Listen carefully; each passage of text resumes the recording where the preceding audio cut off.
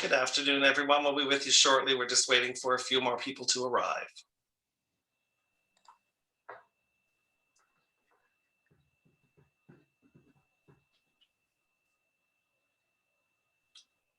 Good afternoon, everyone. We'll be with you shortly. We're just waiting for a few more people to arrive, and then we'll get started.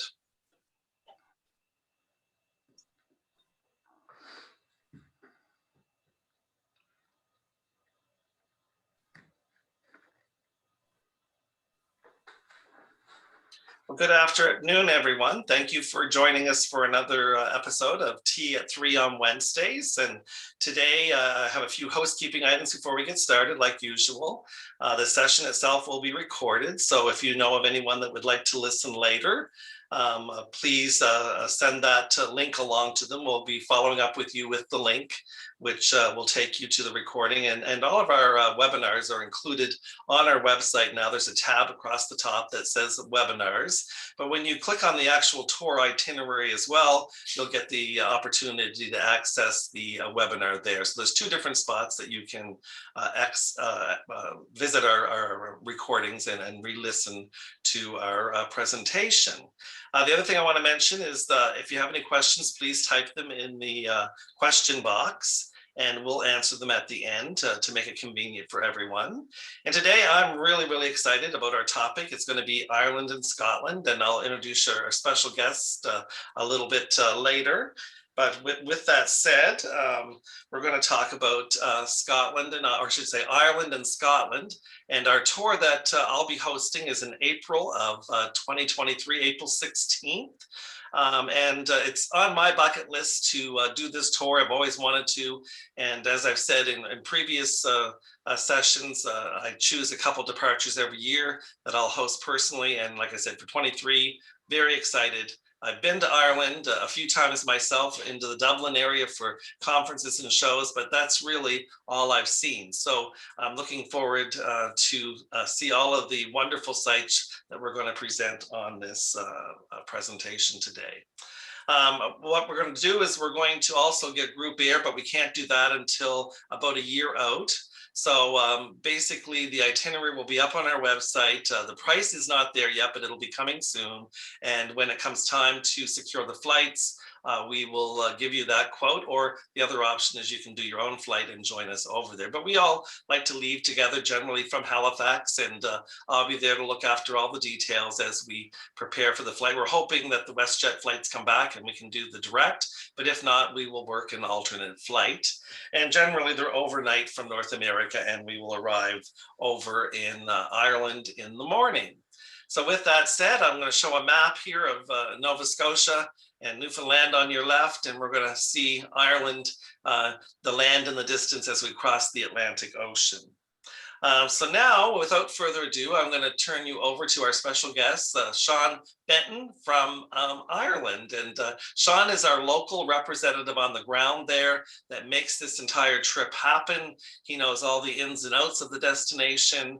And I'm looking forward to just listening to that wonderful accent. We'll ask him to talk slowly so we can all interpret as we go. Sean, it's over to you. Okay. Hello, everybody. Yes, I hope you will be able to understand me. So you can tell me to slow down anytime you want, Richard. Okay, so we'll start off. You arrive into Dublin Airport. Now, Dublin Airport is our largest airport, but it's still not like a huge airport, so it is easy enough to manage. So you'll claim your bag and you'll come out into the arrivals hall, and that's where you'll meet your Irish tour guide. So usually, you know, people come out one at a time, and he'll get everybody together, and he'll show you where you can exchange money if you need to, or use bathrooms if you need to. Then you'll all regroup and walk to the coach. Now the coach is about a 10-minute walk. Now, you know, the airports, they keep changing this all the time, so it could be 20 minutes when you get here, it could be 2 minutes, but at the moment, and it's about a 10-minute walk to the coach. So when you get all loaded up, you'll head out to the airport. It's about, depending on traffic, of course, but it's about 15-20 minutes into the city centre. I'm sure you'll all be pretty tired after your long journey, so you'll sit back and relax and have a nice tour of the city. So there's lots of history in Dublin, of course, but on your tour, you'll see the Georgian squares. There's 5 Georgian squares in the city, surrounded by Georgian houses. You'll see St. Patrick's Cathedral, Christchurch Cathedral, Trinity College. They're all the big landmarks. You'll visit Phoenix Park. It's actually the biggest town park in Europe, with 1,752 acres of land altogether. Now your visit today will be to the Guinness Brewery. If you couldn't visit Ireland or visit Dublin, we're going to the Guinness Brewery. And well, I really enjoyed my time in Ireland, and I found it to be a very walkable city as well when you wanted to get out on your free time and explore. And certainly on my tour, I had a few pints along the way for sure. Well, it's better than Ireland than it is anywhere else, so you'll have to sample the Guinness while you're here. Now, this is a new visitor centre. The brewery centre was established in 1759, but this visitor centre opened in the year 2000. It has 7 floors and it's in the shape of a pint glass, like a pint glass of Guinness, an enormous pint glass. And it's a self-guided tour, and you wind your way all the way up through the pint glass to the very top. And you finish your tour in what they call the gravity bar. Now, the gravity bar is right on the top floor and has a 360-degree view of Dublin. So it's a nice place to sit back, relax, and enjoy your pint of Guinness that's included in your ticket. So if you weren't tired before you had the Guinness, you'll definitely be tired after you have your Guinness and good sleep after that. So it'll help them sleep that first night. That's for sure. So for them, from there, you just go to the hotel, check in, and regroup later on then for dinner. So then on day 3, you'll head out to Dublin, head out to the big smoke and into the countryside. And that's a nice change because, you know, Ireland is very rural. So when you leave Dublin, you're out into the countryside and you'll be traveling in a kind of a southwesterly direction. You'll be heading, now Ireland is divided up into counties. So when you're on your tour guide will say, well, we're in County Kildare or County Tipperary, because the country is divided up into 32 counties altogether. So when you leave Dublin, you'll be driving through County Kildare, which is the centre of the horse breeding industry. Then you drive into Tipperary, and there you'll see the Rock of Cashel. Now, the Rock of Cashel is pictured here in the PowerPoint, and it's basically, as you can see, a big rock, first of all, on the outskirts of the town of Cashel. But on the rock, then, there's a 12th century round tower, that's the tall one there in the middle. There's a 13th century Gothic cathedral and a 15th century castle. It was once the seat of the High Kings of Munster and was also a famous ecclesiastical settlement. So we'll be stopping there for a picture. The tour is a very tough tour to take because there's a lot of climbing and a lot of uneven surfaces. So you'll just have a picture stop and continue on your journey down to Blarney Castle. Now, Blarney Castle came up there next now in your PowerPoint, and that was built in 1446. Blarney Castle is one of the best known castles, I suppose, because it has the Blarney Stone. And you'll hear the story, your tour guide will be telling you the history behind the Blarney Stone. This is the Blarney Stone now that you're looking at. And you have to lean over backwards. And there's a guy up there to hold your legs while you're hanging over the side of the castle trying to kiss the stone. And there's another person at the bottom of the castle with a basket, pick up all your money, it's falling out of your pockets while you're hanging upside down. And after that, you get to kiss the Blarney Stone. And they said that's where all your problems disappear, and you'll start talking like I do after that. Well, we all need the problems to disappear, so that's a favorite of everyone's. Yeah, so that's the Blarney Stone there right on top of the castle. So then you continue on about another 45-minute journey onto Kinsale. Kinsale actually is a very nice, it's an old historic fishing town, and it's still got its own old narrow little cobblestone street. So it's a really nice town to have a ramble around after dinner, and the hotel is right in the town centre as well. So it would be quite close to, you know, the harbour, and easy to have a look around the town afterwards. And what are the type of hotels that we stay in, Sean, on this particular trip? Well, as we were talking about earlier on, as it's so far out, we don't have them all confirmed, but they're generally, now The hotel in Kinsale is one of the ones we have confirmed, and it's the Trident Hotel. And if you're in the Trident Hotel now, the view to your right here with the boats, that's what you're actually looking out over. So it is right on the harbour. But the hotels in Ireland they'd be all 4-star, so they'd be a pretty good standard hotel. But I just loved it, like I said, when I was there, and the history and the greenery and the different colored buildings, it's all fabulous. Good, good. So now day 4 will be leaving Kinsale, and you'll be taking the coast road along the south coast of Ireland, and there'll be some beautiful views of the coastline, and it'll take you all the way to Mizen Head. And Mizen Head is actually the most southerly point of Ireland. You can't go any further south than Mizen Head. There's an old lighthouse in Mizen Head, and for years it was just lying derelict, but they spent some money there in recent years, and they renovated the arch bridge that you just saw there. So you can walk all the way down. The view you're looking at... There's the arch bridge there then, and then exactly. Here we are. So from the arch bridge, this is what you're looking at when you look over the arch bridge. So it's now it is 99 steps all the way down, so maybe not everybody will make it to the very end, but you can go some of the ways, and there's different viewing points and picture opportunities as you walk down to the lighthouse. So like I say, if you don't make it all the way, you can go down far enough to get the views and get your pictures, and it's really rewarding. There's a nice little coffee shop there as well. For anybody that mightn't want to walk too far, you can relax and have a cup of coffee and admire the view while you're waiting to get back on the coach again.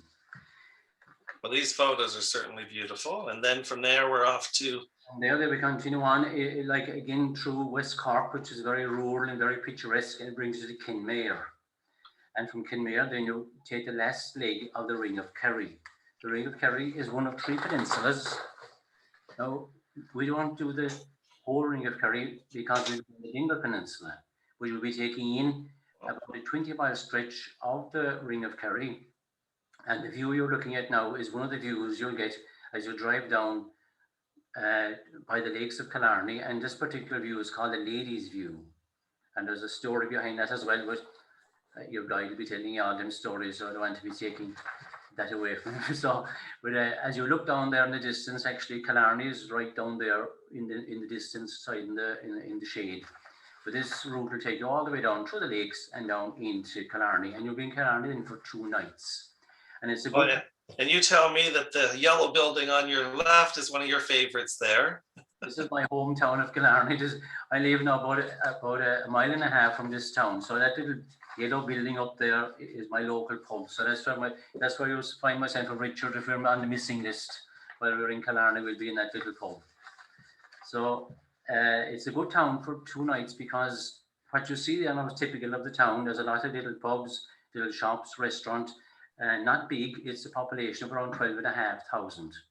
So it's not, and everybody is out rambling around at night because it's surrounded by the lakes and mountains. So it's a tourist town basically, but you have a lot of people out, after dinner, stretching their legs and going for dinner in the little pubs and restaurants. So you'll be there 2 nights, and on your second night, you're not included for dinner the second night. So you'll have lots of places, close by to eat or drink. It looks like a beautiful town to live in for sure. And the shops usually are open late as well. As soon as it comes into March, the shops stay open late. So then day 5, you'll have a day tour from Killarney, which will take you around the Dingle Peninsula. Now again, as I said, there's 3 peninsulas off the southwest coast, and the Dingle Peninsula is the most northerly one of the 3, and it's not as frequented, and so it's not as busy as the Ring of Kerry. So you'll travel to Dingle, and then you'll travel around the Slea Head Peninsula, which is the tip of the peninsula. And the view you see here now in front of you is one of the views you'll get as you travel around Slea Head. I think there's another one as well of Dingle. Isn't that beautiful? Now this particular view, actually, if you ever saw the film Ryan's Daughter, or if you want to maybe have a look at it before you come, there's a film called Ryan's Daughter with Sarah Mills and Robert Mitchum. And one of the scenes were actually filmed on that beach. There was another film made there in more recent times with Tom Cruise and Nicole Kidman called Far and Away. And even more recent again, you had Star Wars was filmed out there, The Last Jedi. That Okay.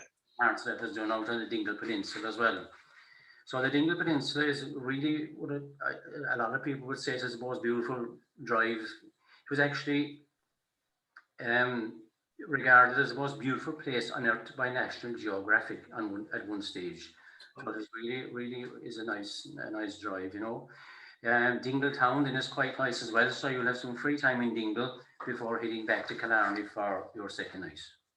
Perfect. That's F5. Looks stunning. And then I guess we'll start off again another day. So then day 6, you'll pack your bags again and you'll be heading off. Now, Killarney is just on the southwest tip. So then you start to walk the western part of the island.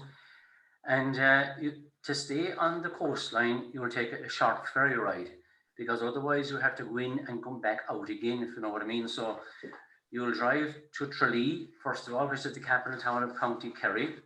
If you ever heard of the Rose of Tralee, that's where it originated. Then you continue on to Killimer, and you take this ferry that you're looking at now. You can see there maybe as you drive on. You can stay on the coach while you're going on the ferry. You can stay on the coach if you like while it's crossing, or you can get off if it's a nice day, get pictures. There's restrooms on it as well. And it's only a 25-minute crossing. So then you basically just drive off the other side and keep on the coastline all the way up to the Cliffs of Moher.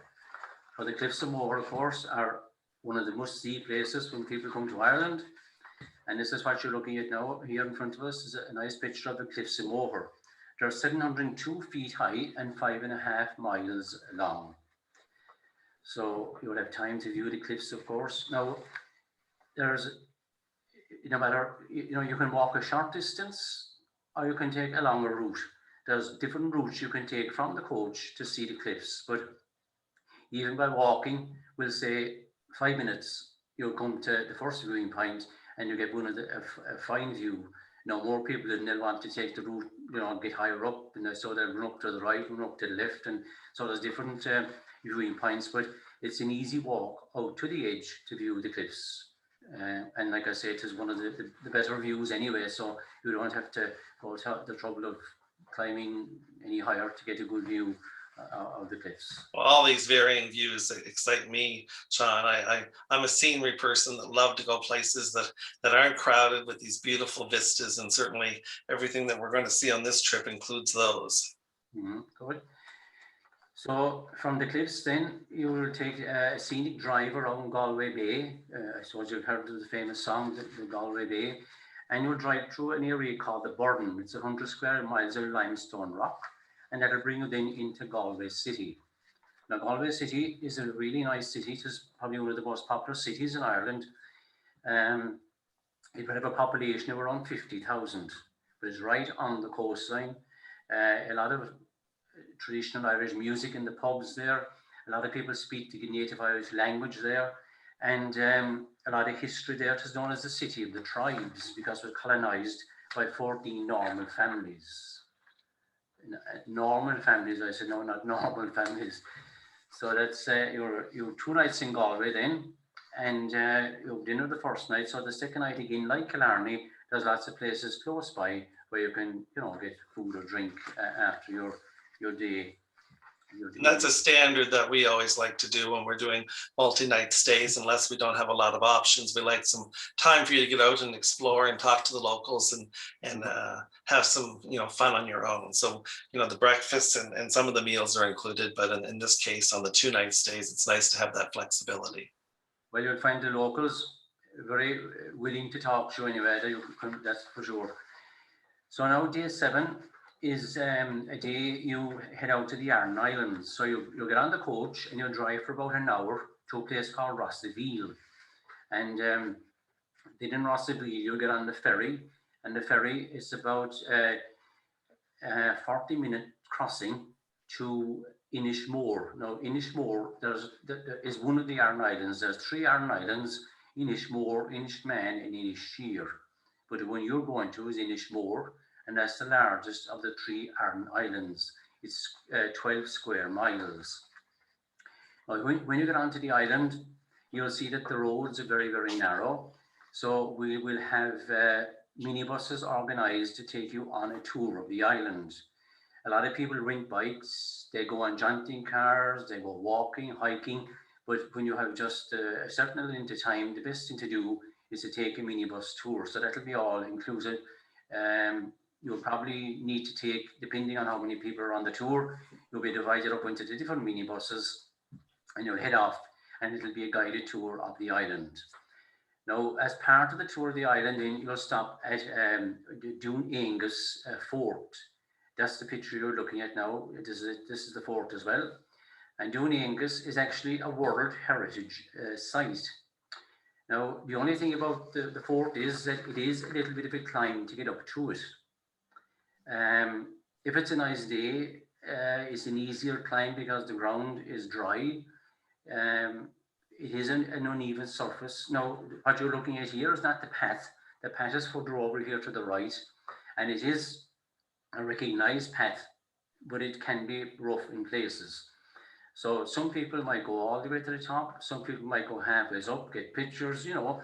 But for those of you, the coaches then will come back at a certain time. But for those of you that don't go all the way to the top, there's little coffee shops, gift shops, restaurants at the foot of the climb that you can, you know, spend a bit of time in while you're waiting for everybody to regroup and continue on your tour, which will bring you back to the little town of Kilronan, which is the main town of the island.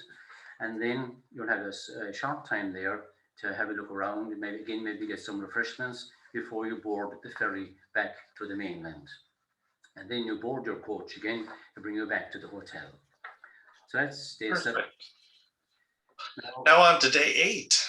We're on to day 8. So again, you pack your bags this morning and again continue on the west coast up towards Donegal. Now, Donegal is the most northwesterly county in Ireland. The route today now will take you through what we call Connemara, which is a part of West Galway made up of mountains, lakelands and boglands, very scenic part of Galway. And you'll stop in the little town of Cong, spelled C-O-N-G. Now, this was one of the main locations for the film The Quiet Man. I don't know if you ever saw The Quiet Man with John Wayne and Maureen O'Hara. It was filmed back in 1952. And it was filmed in different parts of Connemara, but the main location was the little village of Cong. So you'll be driving through Cong, maybe a short stop there for a picture before continuing on further up the coast. Now, we've come to the Knock Shrine there first. This one here, now this is the Knock Shrine where Our Lady appeared back in 1879 and is now an internationally known, recognised Marian shrine. Every parish in Ireland would have pilgrimages to Knock Shrine every year. And the Pope, when he came to Ireland in 1979, 100 years after the apparition, he visited the Knock Shrine and he raised the status of the church to a basilica. So it's a nice place to stop for a short while before continuing on then up further up the coast. So we move on here. Now you're looking at the Bidden mountain range. And I just can't get over this. This picture is just stunning. Yeah, all them little white spots there, they're sheep up the side of the mountain there that you're looking at. So just at the foot of Bidden is a place called Drumcliff, and Drumcliff is where W.B. Yeats, one of our great Irish poets, is buried. And a lot of his poetry was written about this county of Sligo and Bidden and Drumcliff. So that's the site. There's a little place you can pull the coach over as well, and that's kind of the angle you're at when you pull over, so you'll be able to get a picture of that mountain range as well on the way up towards Donegal. You continue on then and you'll drive over this river, the River Erne, and you'll be turning off there just as you can see on the left, there's a little road off to your right. So you'll be crossing over, turning off there, and you'll be driving to a place called Beleek. And Beleek is famous for its pottery. So you'll have a guided tour. I mean, all pottery collectors and all that's, they have to have the Beleek Parry in China. and you'll have a guided tour there of the China factory before you head on to Donegal town for your hotel. So you have one night in Donegal. This is Donegal is a huge county. It's the most northwest of the county in Ireland, and beautiful views anywhere you go in Donegal. It's like this, you know, you get views of the coastline, views of the mountains. The mountain range in Donegal is called the Bluestack Mountains. So on day 9, then we will leave Donegal. Now today you'll be driving into what we call the 6 counties. Again, your guide will be explaining all about the history and the geography of the country, I'm sure, as you drive along. But there are 32 counties in Ireland. There's 26 in the Republic of Ireland and 6 in what we call the North of Ireland. Now the 6 in the North of Ireland are under the English rule. So what that means is today you will be changing your currency from euros into sterling. But the best thing to do is, like, when you're getting your money for your trip, to get so much sterling, and you won't have to be trying to get to a bank, or because some of these rural places, you know, the banks are not as plentiful as they would be in the cities. So, but anyway, that's, I'm sure Richard will be talking to you all about that close at the time. But you'll be on a different currency as soon as you cross the border into what we refer to as the North of Ireland. Now, this city here you're looking at is Derry City. It dates back to 546, founded by St. Columb Kill. The unique thing about Derry City is it still has a 17th century walls. In actual fact, there's a drive-in through the gates of the city to get, through the walls to get into the city centre. So it is very unique in that way. What you're looking at here is what they call the Derry Peace Bridge.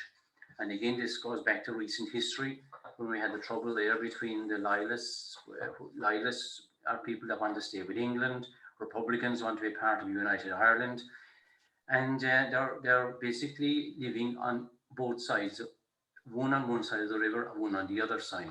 So this was built as a peace bridge to bring two sides together. So that's something you'd like to get a picture of, I'm sure, when you're in Derry City. Very interesting architecture for sure. Yeah, it is. So you'll see a nice picture coming up here now. That's the Antrim Coast Road. So you leave Derry, you come to Limavady, and then you take a little detour and you come onto the Antrim Coast Road. Now, when you're in, we'll say, County Kerry, you must visit the Dingle Peninsula.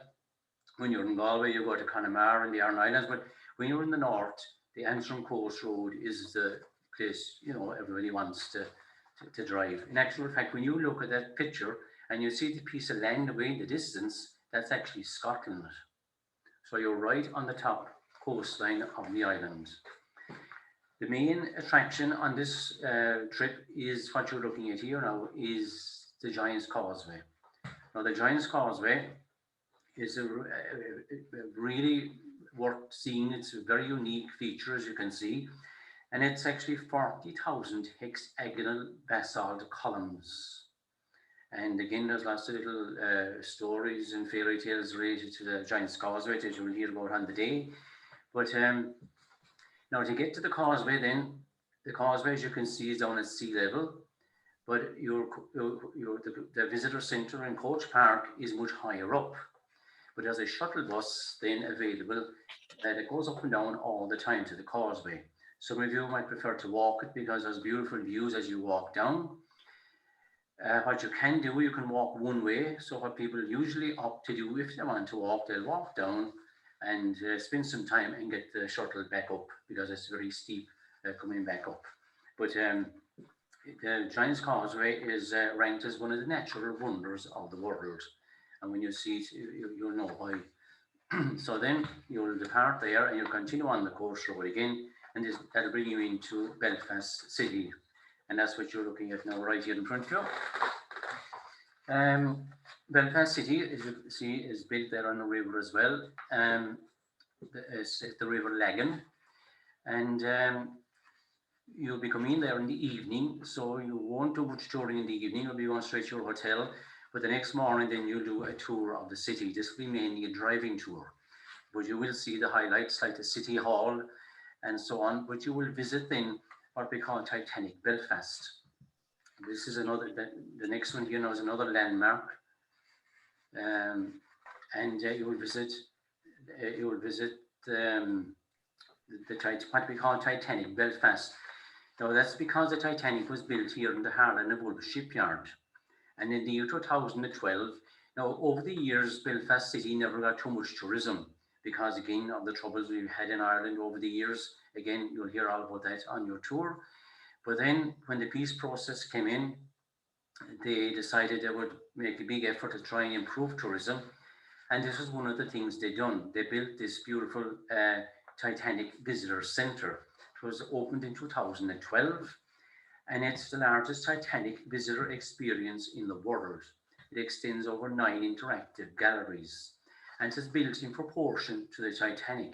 So in other words, when you come around on your coach and you see this in front of you, that's exactly what the workers used to see every morning when they came into work. Just that was the size of the Titanic. So it is a really great visitor centre. So you will visit there, and then you'll board your coach and you'll head down to the Belfast. Before, actually, another thing about that is that right next to that building is the studios where the Game of Thrones is filmed. The Game of Thrones has become very famous now, of course, all over the world, and it was taken in different locations around the north of Ireland, but the studios is actually right there next to this building. So you'll see that as well while you're there. So then, as I say, you head down to Belfast Port and you take the ferry across the North Atlantic to Carnrine in Scotland. Now this is, as you can see, this is not a drive-on, drive-off ferry. When you're on the ferry, you can get off. There's bars and restaurants there and lots of things, a lot of distractions while you're making your way. It's generally a very smooth crossing because there isn't any, Atlantic waves or anything there. So it's generally a smooth crossing, and it takes 2 hours and 15 minutes. And like I say, you have to get off the coach there because the coach goes underneath and you come up then, and there's lots of lovely places to sit around and have a drink and a chat and a cup of coffee if you want while you're crossing. So then, we're very used to the ferries here getting on and off between our destinations in Atlantic Canada. So that's something we're familiar with. But it'll be nice to have a couple hours to explore and look out over. Good. So when you get off on the other side, then you'll be driving up along the coastline to Alloway. Alloway is where Robert Burns came from. And Robert Burns is, everywhere you go in Scotland, there's references to Robert Burns. He was one of their great famous poets. And like I say, there's references in almost every town and village in Scotland. So you'll stop in Alloway at what they call Burns's cottage. There's a cottage where he was born. So you might be able to get a picture there, and then you continue on into Glasgow. So if you think you have problems understanding us in Irish, in Ireland, you'll have no chance when you go to Scotland. That's what I'm always told. So you'll be coming into Glasgow on that night. That's day 10. So then on day 11, you'll have a tour of Glasgow City. Now again, this is a pretty long day, so you'll be mostly a driving tour with a visit to Glasgow Cathedral. And on the part, you can see then on the background, this is Glasgow. You can see all the mountains in the background. Well, that's basically the highlands you're looking at way up there. So when you leave Glasgow, you'll be heading up to the highlands, and you'll be driving along by the banks of Loch Lomond. That was made famous in song as well, of course, the bunny banks of Loch Lomond. This view here now is of the Glasgow Cathedral. You'll be visiting there as well before leaving and heading up to the Highlands. Now in Ireland, of course, we have Guinness, and everybody has to visit the Guinness brewery, but when you go to Scotland, you have to visit a distillery because they have distilleries. I think every town and village in Scotland have a distillery.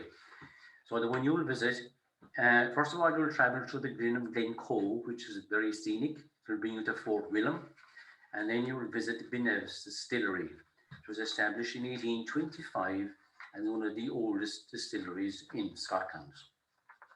So you'll just travel a short distance. Of course, before leaving the distillery, you will have a sample of their whiskey, and then you'll continue on to your hotel, which is only a short distance from the distillery.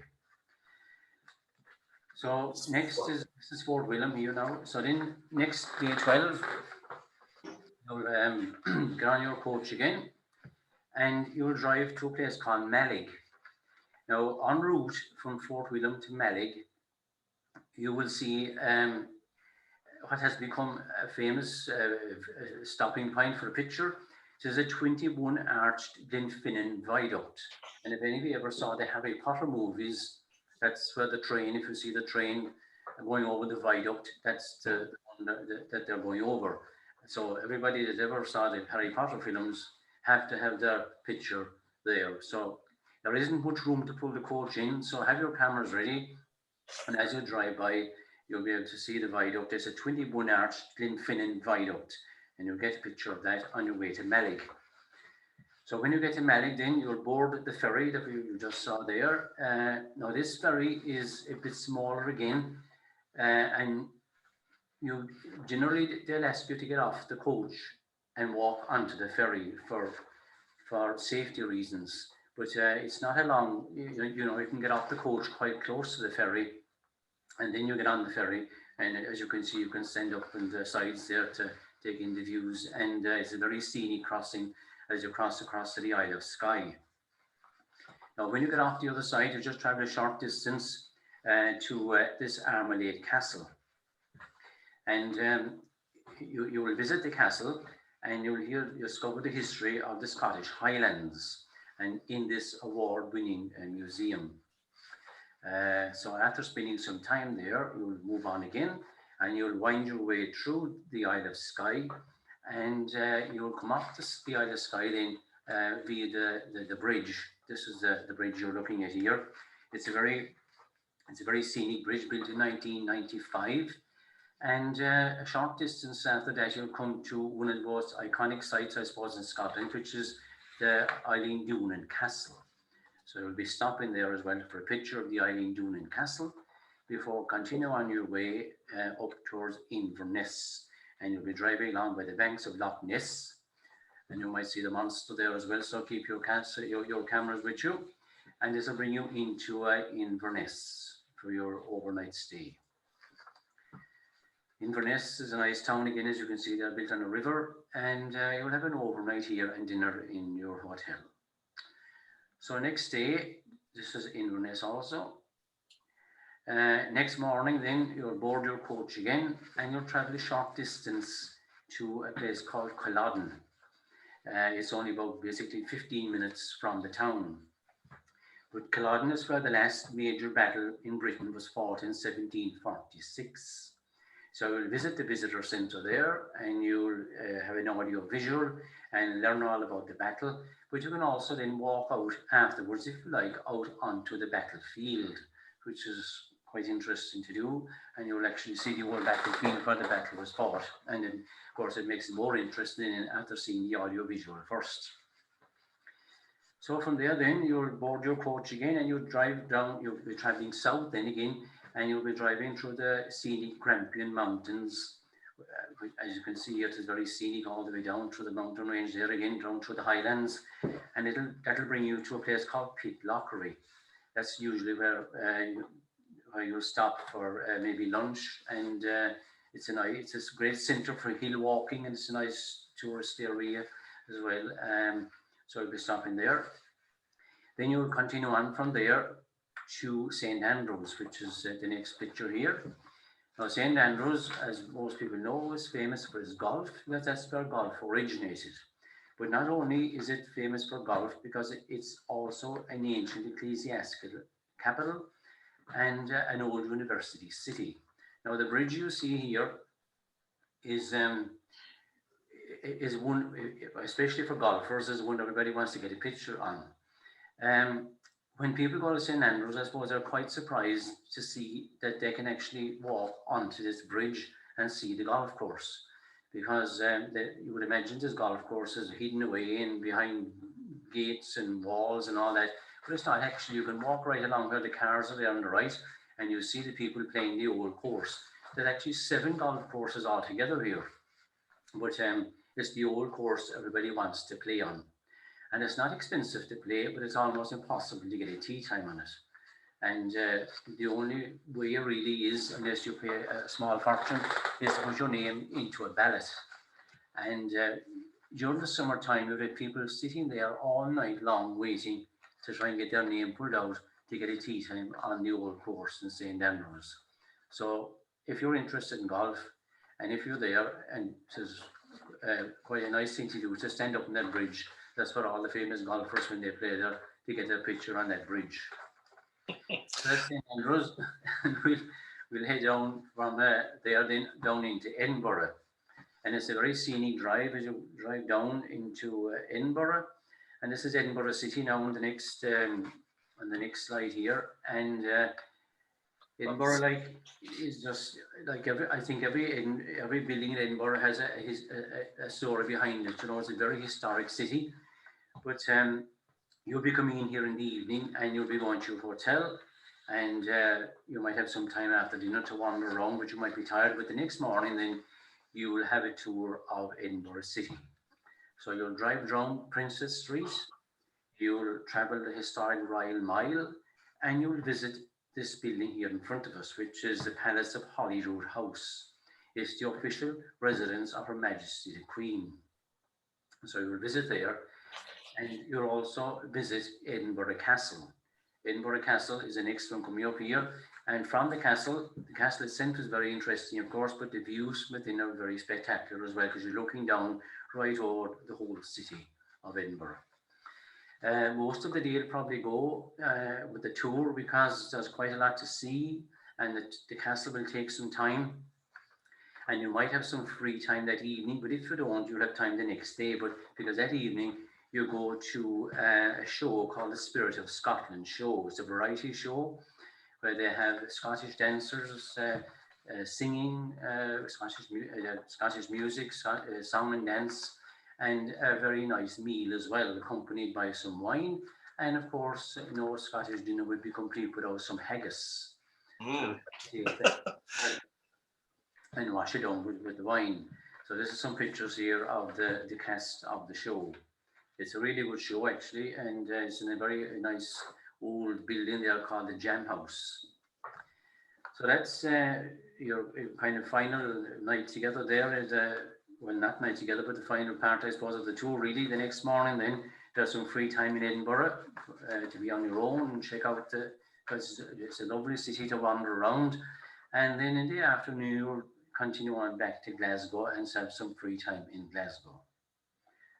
So that's day 15. So it's a pretty long tour, but there's a lot to, you know, it's a good tour. There's a lot to see, and you've traveled so far. I suppose you're better off to spend a bit of extra time and see as much as you can. Like people often wonder, ask us like about how long you spend on the coach and all this and the driving time. Generally, them days are geared up to go from, we'll say, 9 to 5, maybe 8:30 some mornings, depending on traffic or depending on the times we get visits scheduled for. But generally 9 to 5. Generally, you spend about an hour and a half on the coach between stops. Sometimes it might go a little bit further again, as you can imagine, with traffic problems, or might even be less sometimes, depending on times we can fit the visits in. But that's generally the run of it. And Sean, when you're working with us, I mean, that's very typical days. Our days on our normal tours are 9 to 5, and then there's special things that take us out in the evening. And we normally never travel more than a couple hours without a break. And so it's a nice paced trip that we put together.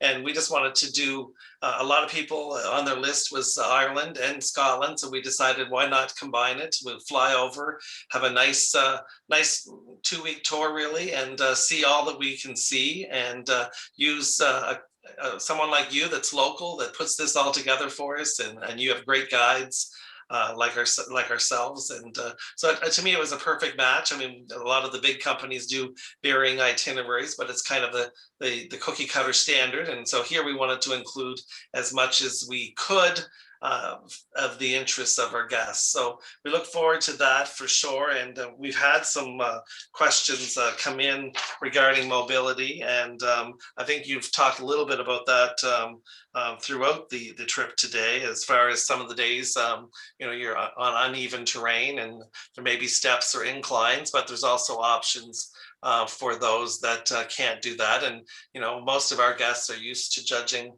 what they can do and can't do on their own. We've talked that, certainly a wheelchair or that kind of thing can also be included in the trip if need be. But let's see what some other questions were here. You talked about the accommodations. All being in the 4-star range, and we'll have those ironed out very soon. What we wanted to do by putting this, pitching this early, was to give people as much lead time as they could to prepare for our tour in 23. And it's always a challenge to get some pricing and those kind of things more than a year out, but we will get that all put together. And like I said, I expect this tour to do very well. So getting your name in early for it, and that's why we're going to work hard in the coming weeks to get things as inclusive as we can and get the pricing all in order. Here's the itinerary itself that's on our website with everything listed, and we've just included it here. And like I said, it's 16 days in length. We will include the flights once we can establish what the course will be as far as the flights go. And the tour itself, you can either join us there or come with us. And I find almost all of the guests tend to want to leave together. And we can, arrange, if you're not from Halifax, because that's where we'll depart from, probably the feeder, if you're from one of the other provinces here in Atlantic Canada, will still bring you to Halifax to join us. But the other option is, if we're going through one of the other gateways to get there, we'll be flexible and do the add-ons to have you join us all as well. Let's see here. But most places would certainly have some form of accessibility, Sean. Oh yes, well, all the hotels, of course, obviously, and then a lot of the, like we're saying now, the Titanic Belfast, that would have it. All those type of places would have wheelchair accessibility. There's just places now like Blarney Castle, or out on the Aran Islands and those type of places that you wouldn't have that facility. But all the modern buildings, like we'll say the Guinness Brewery, all those type of places would have it. For sure. And another question came in: can special diets be accommodated? And I suspect that won't be a problem, as long as we know prior, we can have that all arranged. Of course, yeah, that would be no problem. And that's one thing we always say to everyone, is if there's any special needs of special things that are needed or whatever, when you make the reservation with Peggy here in our office, she needs to know as much as we can, and we can accommodate most things nowadays as long as we know. Let's see if we have any other questions that have come in. And how much would a typical lunch cost if they were paying for their own and it wasn't included in our itinerary? I take a bit. Well, again, of course, it all depends what you have for lunch, but dinner is included most nights, and as breakfast each morning. So I presume lunch would maybe a soup and a sandwich type of thing. So I would talk about, for a soup and sandwich, maybe between €10 to €12. Now, okay. Very, very similar to here then, as far as if we did the conversion. And you talked about the other question was regarding suggestion for currency, but I always send out that myself from here when we do the ticketing, kind of recommending how much they should have. And I'm assuming credit cards are widely accepted as well at most places. They are, and most places now as well have like a pass machine where you can go and take out money if you want it, so you're better off not to travel with huge money. Like you say, they'll all take credit cards, and at any time, if you need cash, you'll be able to come across a machine, And like I said, I'll be giving suggestions at the time of how much to start with. And but I said in today's world, the credit card is really the way to go, and not having to have that access to cash. You always need some to pay a little bits here for ice cream cone or something along the way. But so those are the questions that have come in, and I just want to see if there's anything else, but to me, I'm very excited about this for April of. That was one other question that someone had asked me the other day: is that a great time of the year to be coming? And I said April is. That's what you've advised us of, and a good time, spring or fall. Yeah, April is a good time because first of all, it's not too busy, and it's it's springtime and nice time for flowers and coming out and time the lambs are being born in the field. It's just a nice time, the springtime. So yeah, and the weather is generally starting to get good. Now Scotland can be a little bit cooler all around, than Ireland, but generally the weather is quite good, is starting to come good at that time. Well, Sean, I want to thank you for joining us a little later in the day for you there, but like I said, it was very important, I felt, to have you walk us through your homeland and give us the overview. And so if people have any other questions, you please send them to myself or to Peggy at reservations@atlantictourist.com, and we will get the answers from Sean if we don't have them ourselves. And like I said, our next webinar will not happen until the end of August. So right now, August 25th, we will go back to doing our weekly webinars, but we're going to take a little break for the summer with the great weather. And like I said, when we start up at late August, we're going to talk about our Thanksgiving Day Parade in New York City. So that will be our next one. Remember, once again, if you joined us late, that these are recorded. We follow up after every webinar, and we'll send you out the link to the webinar, and they're all available on our website under the webinar tab, or in this case, attached to the tour itself. So once again, Sean, we look forward to seeing you or someone. I guess it won't be you, but we'll be seeing one of your great guides in April of 23. We look forward to that, and hopefully I'll see you in person at a show sometime soon. So thank you all for joining us today, and we look forward to you having a wonderful summer and seeing you again in the fall, and hopefully on a tour sometime soon. So with that said, we'll say goodbye for now, and have a wonderful evening. Thank you.